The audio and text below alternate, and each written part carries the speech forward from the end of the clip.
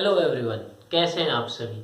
जैसा कि हम लोगों ने पिछली वीडियो में रजिस्टर्स के बारे में बहुत अच्छे से जानकारी ले ली थी और हमने उसके न्यूमेरिकल्स भी बहुत अच्छे से कर लिए थे। आज हम लोग सिस्टम ऑफ रजिस्टर्स के बारे में डीप नॉलेज लेने की कोशिश करेंगे। हम लोग जैसे कि इलेक्ट्रिक सर्किट्स के बारे में बहुत अच्छे से पढ़ते हैं, तो उस इलेक्ट्रिक सर्किट में जो रजिस्टर्स लगाए जाते हैं वो रजिस्टर्स अलग अलग कॉम्बिनेशन में भी लग सकते हैं। तो मेनली हमारे यहाँ पर केवल दो तरीके के कॉम्बिनेशन है, एक सीरीज कॉम्बिनेशन है तो दूसरा पैरेलल कॉम्बिनेशन है। किसी भी इलेक्ट्रिक सर्किट में जो कॉम्बिनेशंस बनते हैं वो दो ही तरीके के होते हैं, पहला सीरीज और दूसरा पैरेलल। तो फर्स्ट हमारा फोकस होगा सीरीज पे और देन पैरेलल पे। मैं कुछ बातें आप लोगों को इससे पहले बताना चाहूंगा। जैसे कि मैं कोई वर्ड सीरीज की बात करता हूं तो सीरीज का मतलब आता है लगातार, कोई भी चीज लगातार चलना। तो अगर मैं एक एंड से, वन एंड से किसी दूसरे की स्टार्टिंग पॉइंट कनेक्ट कर दूं तो मैं उस कनेक्शन को सीरीज कनेक्शन कह सकता हूं। जैसे कि मैं एक एग्जांपल, ये एक रजिस्टर है, ये इसका एंड पॉइंट है, इस एंड पॉइंट से एक और रजिस्टर कनेक्ट कर दिया, इसकी स्टार्टिंग है, ये ए रजिस्टर है, ये बी रजिस्टर है, ये इसके लिए तो ये एंड पॉइंट है और इसके लिए ये स्टार्टिंग पॉइंट है। तो इसी वजह से मैं इसको क्या बोलता हूं आप लोगों का सीरीज कॉम्बिनेशन। सीरीज कॉम्बिनेशन में एक बात आप लोग और भी ध्यान रखेंगे, वो ये रहेगी कि वहां पर जो करंट की वैल्यू है, किसकी वैल्यू है बच्चों, करंट की value, that value of current will remain same, that value of current will remain same, that will not change, वो चेंज नहीं होगी। और इसके अलावा एक जो मोस्ट इंपॉर्टेंट पॉइंट है, वहां पर हमारा पोटेंशियल डिफरेंस क्या होगा, चेंज होगा। क्या होगा बच्चों, चेंज होगा। क्या चीज, पोटेंशियल डिफरेंस हमारा क्या होगा, उसमें चेंज होगा। किसमें बच्चों, सीरीज कनेक्शन में। कौन से कनेक्शन में, सीरीज कनेक्शन में। सीरीज कनेक्शन उम्मीद करता हूं आपको कुछ ओवरव्यू मिला है। अभी तो हम लोग ओवरव्यू की तरफ ही चल रहे हैं, समझ में आया होगा। जैसे कि मैंने आपको बताया सीरीज कनेक्शन के लिए एक एंड स्टार्टिंग पॉइंट से कनेक्ट होना चाहिए, और जैसे कि ये आपको बताया है करंट सेम रहना चाहिए उसमें, और पोटेंशियल डिफरेंस अलग होना चाहिए। एक और एग्जांपल के तरीके से, जैसे देखो बच्चों, ये दो रेजिस्टर्स हैं, यहाँ पर ये R1 है, ये R2 है। अगर इसमें मेरे यहाँ से करंट चलता है इस पॉइंट से, तो बताओ वो करंट कहीं पर डिवाइड हुआ, नहीं, करंट डिवाइड नहीं हुआ, करंट कहीं पर भी डिवाइड नहीं हुआ। As you all know that current कहीं पर भी डिवाइड नहीं हुआ, इसीलिए ये पोटेंशियल डिफरेंस तो यहाँ पर चेंज होगा, इसीलिए ये कनेक्शन सीरीज कनेक्शन भी कहलाता है। सीरीज कनेक्शन को पहचानने के लिए सबसे पहला पॉइंट यही है कि वहां पर करंट का कोई भी डिवीजन ना हो। अगर ये आपने पहचान लिया तो समझो आपने सीरीज कनेक्शन के बारे में जान लिया। सेकेंड जो हमारा कनेक्शन है वो है पैरेलल कनेक्शन। कौन सा कनेक्शन बच्चों, पैरेलल कनेक्शन। इसमें क्या होता है, both ends are connected to each other, both ends are connected to each other, दोनों एंड क्या है, आपस में कनेक्टेड हैं। जैसे कि देखिए आप लोग, ये एक रजिस्टर है और ये एक रजिस्टर है, ये किसी सर्किट से कनेक्टेड हैं आपके।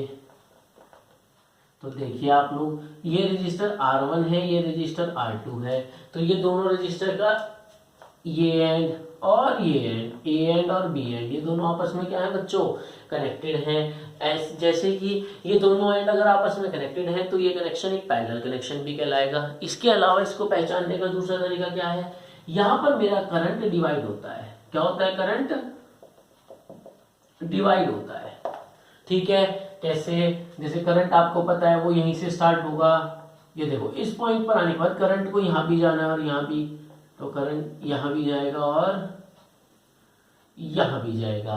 किसी भी इलेक्ट्रिक सर्किट में करंट का एक बेसिक फंडा होता है, वो क्या है कि जितना करंट आपके किसी भी सोर्स से यानी कि बैटरी से निकला है उतना ही करंट वापस भी आएगा। The amount of current that is emitting from your battery और we can say from the source in an electric circuit, it will definitely comes back to the source again itself. Okay, now इसमें क्या है, ये current का division है। उसके अलावा क्या है, यहाँ पर potential difference does not change, ये बहुत ही इंपॉर्टेंट पॉइंट है, does not change, potential difference change नहीं होता है। तो फिर मैं यहाँ पर किसी भी रजिस्टर को जिसको मैं सीरीज में कनेक्ट करता हूँ, पैरेलल में कनेक्ट करता हूँ, उन सब रजिस्टर्स को सीरीज और पैरेलल में कनेक्ट करने के बाद मैं उनका कॉम्बिनेशनल रेजिस्टेंस की वैल्यू कैसे निकाल सकता हूँ, मुझे आगे ये चीज़ सीखनी है। इसीलिए इस टॉपिक का नाम resistance of a system of register पड़ा है। यानी कि सिस्टम ऑफ रजिस्टर, एक रजिस्टर्स का आपने सिस्टम बनाया, वो सिस्टम दो तरीके का हो सकता है, एक सीरीज एक पैरेलल। उसका कंबाइंड रेजिस्टेंस क्या हो सकता है ये निकालना मुझे सीखना है। उसके लिए जनरल फॉर्मूला क्या होता है, पर उसे समझने के लिए ये पॉइंट्स आपको समझ में आने चाहिए। ये पॉइंट्स आपको अगर समझ में आते हैं तो definitely you will crack this combination. अगर आपको ये अच्छे समझ में आया है तो आप इन्हें डेफिनेटली अच्छे से समझ पाएंगे। मुझे उम्मीद है ये पॉइंट्स आप अपने दिमाग में रखेंगे समझने से पहले। ठीक है बच्चों, अब हम चलते हैं सीरीज कॉम्बिनेशन की तरफ। कौन से कॉम्बिनेशन की तरफ? सीरीज कॉम्बिनेशन की तरफ। जैसे कि मैंने आपको बताया, उसके लिए दो पॉइंट आपको दिमाग में रखने हैं, एक one end to the starting point. एक एंड किसी के स्टार्टिंग पॉइंट से कनेक्ट होना चाहिए, और दूसरा पॉइंट है करंट सेम रहना चाहिए। क्या चीज सेम रहनी चाहिए बच्चों? करंट सेम रहना चाहिए। तो सीरीज कॉम्बिनेशन में आप देखो, ये मैंने रजिस्टर्स लगा दिए हैं यहाँ पर, ये मेरा बैटरी सोर्स है, यहां से मैंने करंट चलाया। देखो यहां आने के बाद वो करंट कहीं डिवाइड हुआ क्या? क्या ये करंट कहीं डिवाइड हुआ? नहीं। इस वायर एडी में the current will not divide और हैज नॉट डिवाइडेड। सो आप लोग क्या करेंगे कि ये कैसा कॉम्बिनेशन है? सीरीज कॉम्बिनेशन है। कैसा कॉम्बिनेशन है? सीरीज कॉम्बिनेशन है। As the current does not gets divided during A to D, A से डी के बीच में करंट डिवाइड नहीं हुआ है क्योंकि वहीं पर ये हमारे रजिस्टर्स लगे हुए हैं, तो मैं ये कहूंगा this combination is series combination. इसलिए ये कॉम्बिनेशन कैसा कॉम्बिनेशन है?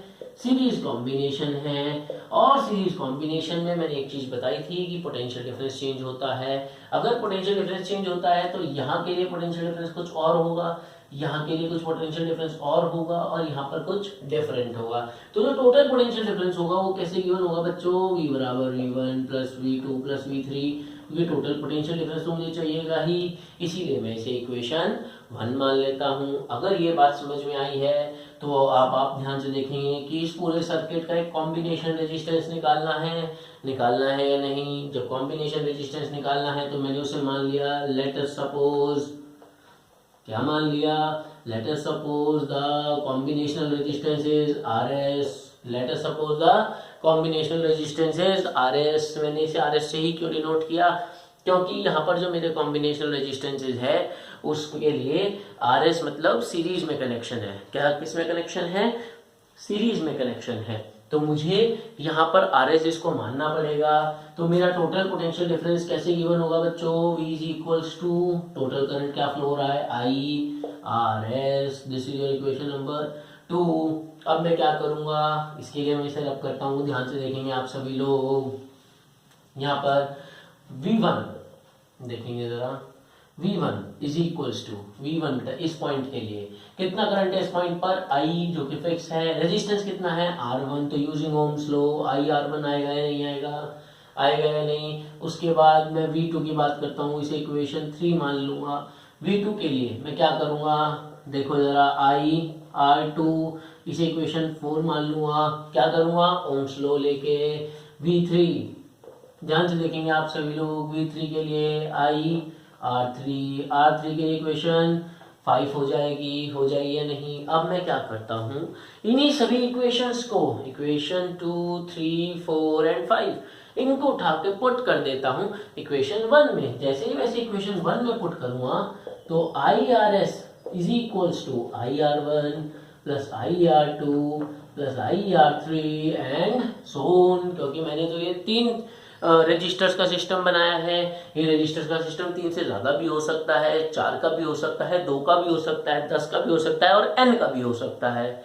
तो अगर ऐसा है तो मैं इसको ऐसे लिखूंगा, IRS is equals to I common R1 plus R2 plus R3 बताओ बच्चों, आई से आई कट गया या नहीं? अगर आई से आई कट गया है और यहाँ तक आपको समझ में आया है तो आप लोग बड़ी ध्यान से देखेंगे आर एस की वैल्यू क्या है, R one plus R two plus R three. ये बात समझ में आई या नहीं? ये इक्वेशन हो गई 6।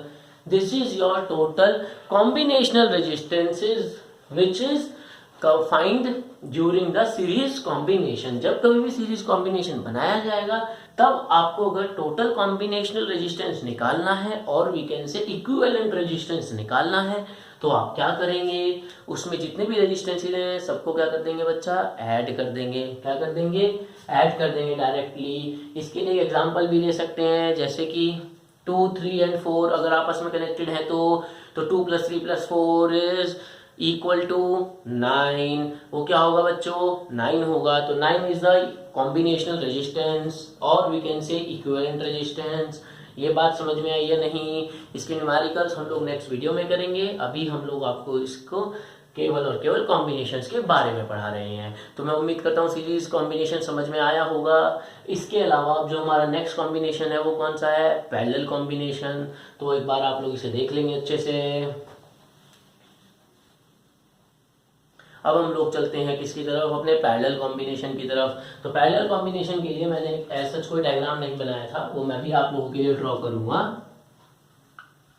आप लोग देखते चलेंगे यहां पर एज सच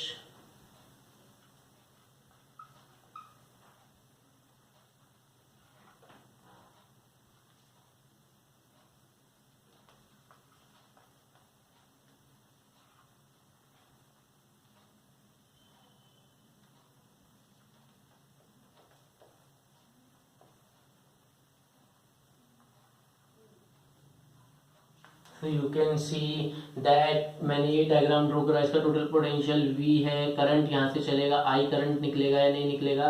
इस रेजिस्टेंस को मैं R1 मानता हूँ, इसे R2 और इसको R3 मानता हूँ। यहाँ पर मेरा पोटेंशियल डिफरेंस सेम रहेगा। मैंने ये पॉइंट आपको बताया था कि पैरेलल में मेरा पोटेंशियल डिफरेंस क्या रहता है? सेम। बट क्या चीज़ डिवाइड होती है? करंट। तो बताओ, क्योंकि करंट को तीनों पॉइंट से जाना है तो एक करंट यहाँ जाएगी, एक करंट यहाँ और एक करंट यहाँ। करंट का डिवीजन होगा कि नहीं? बिल्कुल होगा। तो ये I1 करंट मान लेता हूँ, इसको I2 और इसको I3। तो जब ये करंट यहाँ पर आएगी तो ये होगी I1, ये होगी I2 और ये होगी I3। तो आप लोग मुझे बताइए, जब ये करंट यहाँ से आएगी तो एड अप होने के बाद ये करंट क्या हो जाएगी? क्या ये करंट यही तो होगी, I1 + I2 + I3। मैं उम्मीद करता हूँ ये बात आपको समझ में आई होगी। ऐसे ही हम लोग इस कंडीशन को लिखेंगे। सबसे पहले हमें ये पहचानना है कि मेरा पैरेलल कॉम्बिनेशन कब बनता है। पैरेलल कॉम्बिनेशन तब बनता है या तो उसके दोनों एंड कनेक्टेड हों, आप उस एक तरीके से ये भी पहचान सकते हैं। और दूसरा आप ये भी पहचान सकते हैं कि अगर वहां पर मेरे करंट का डिवीजन हो रहा है तो मैं ये पहचान सकता हूँ। तो इसमें करंट के डिवीजन से मैंने पहचान लिया। तो करंट का डिवीजन ही मुझे क्या दे रहा है? क्या दे रहा है बच्चों? Parallel combination. कैसा कॉम्बिनेशन? Parallel combination. तो अगर मैं इसकी बात करूं तो यहाँ पर मुझे इक्वेशन गिवन है I1 + I2 + I3। As you all know इसे इक्वेशन 1 मान लूंगा। तो जो टोटल कॉम्बिनेशनल रेजिस्टेंसेज है उसको मैं RP मान लेता हूँ, एज्यूम कर लेता हूँ। मैं इसे शॉर्ट फॉर्म में लिख रहा हूँ जिससे आप लोगों को समझ में आ जाए कि RP क्या है। मैं बार बार रिपीट कर रहा हूँ, RP क्या है? RP एक इक्विवेलेंट रेजिस्टेंस है और we can say combinational resistance है जो वहां पर कंबाइन होकर आने वाला है। तो अगर मैं इसके लिए करंट की वैल्यू देखूं तो वो क्या होनी चाहिए बच्चों? I = V/RP। ऐसे ही अगर मैं I1 की वैल्यू देखूं, इसे इक्वेशन 2 मान लेते हैं। I1 की वैल्यू देखता हूं तो वो क्या जाएगी? V/R1। इसे इक्वेशन 3 मान लेते हैं। ऐसे ही अगर मैं I2 की वैल्यू देखूं तो वो क्या हो जाएगी? V/R2। इसे इक्वेशन 4 मान लेते हैं। सेम एज इट इज अगर मैं I3 की वैल्यू देखूं तो वो क्या होगी बच्चों? V/R3। से इक्वेशन 5 मान लेते हैं। अगर मैं इन इक्वेशंस को ऐसे कंसीडर करता हूं और वापस उसमें पुट करता हूं इक्वेशन 1 में तो क्या मुझे कुछ इस तरीके से मिलेगा? V/RP equals to V/R1 + V/R2 + V/R3। ऐसे हमारे बहुत से रेजिस्टेंसेस हो सकते हैं, बट मैंने केवल और केवल 3 रजिस्टर्स का एक सिस्टम लिया है, इसीलिए मैं उम्मीद करता हूँ यहाँ तक आपको समझ में आया होगा। अगर मैं यहाँ से भी कॉमन ले लेता हूँ तो बताओ बच्चों, 1/rp is equal to 1/r1 plus 1/r2 plus 1/r3 बचेगा या नहीं बचेगा? ऊपर से भी कॉमन या इससे कट जाएगा। तो this is the formula for equivalent resistance which is going to be calculate the value of equivalent resistance during your what, during your parallel combination। एक बात। दूसरी बात जो समझने की है, इसका अगर मैं एग्जांपल लूँ, अगर मैं इसका एग्जांपल लेता हूँ या तो 3 और 6, तो 1/3 plus 1/6 will give you what? 6 is the LCM, then 2 plus 1 that is 3, 3/6 will gives you 1/2। And में, बिल्कुल एंड में इसका आपको रेसिप्रोकल करना होता है, क्योंकि मुझे आरपी की वैल्यू चाहिए, 1/rp की नहीं, आरपी की वैल्यू चाहिए। तो आरपी की वैल्यू कैलकुलेट करने के लिए मुझे क्या करना होगा? मुझे उसका रेसिप्रोकल करना होगा, दैट इज 2। तो वहां पर अगर 1, 3 और 6 मेरे पैरेलल कॉम्बिनेशन में है तो उनका इक्विवेलेंट रेजिस्टेंस जो आएगा वो आएगा 2 ओम। उम्मीद करता हूँ ये आपको समझ में आया होगा। इसके और भी बहुत सारे बेनिफिट्स हैं जो हम लोग पढ़ने वाले हैं। मैं सबसे पहले यहाँ पर देखते हैं, देखिए फटाफट से, आप लोग बहुत जल्दी से देखेंगे, आप सभी लोग।